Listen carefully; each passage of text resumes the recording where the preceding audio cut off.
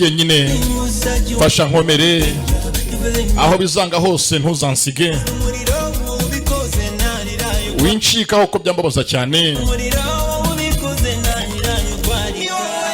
niwe mpanze amaso ndetse mu rukundo nzarurambamo nzarukomeraho ubaye uri kure aho utari hose nzihangana ngukunde kugeza ugarutse niyo magambo y'ibyo asamborera bundi ya nyayo nzarukomeramo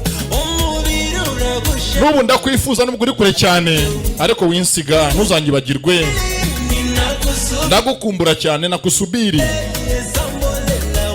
benshi ni mwari muzi ngo asamborera ngo bimenyesha ikimenyesha bigeze urukundo murimo n'umuntu kurukomeramo wabaye ari nko mu mahanga kano karirimba abantu bafite abakunzi babo baba muri diaspora cyangwa bari mu kazi bari kuri za misiyo mwari muzi ngo ndirimbo yo kubyina indirimbo ni y'urukundo iyi ngiyi ni une chanson romantique mon bébé skia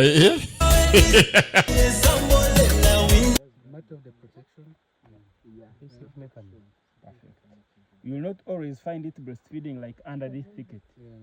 You always look for an area or where they have an all-round view. Where I can see clearly.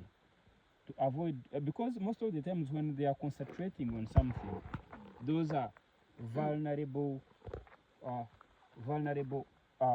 just like situations where they can easily be attacked by predators. As a natural tourist guide, you have to know such kind of behavioral adaptations or ways of doing things. So you can continue.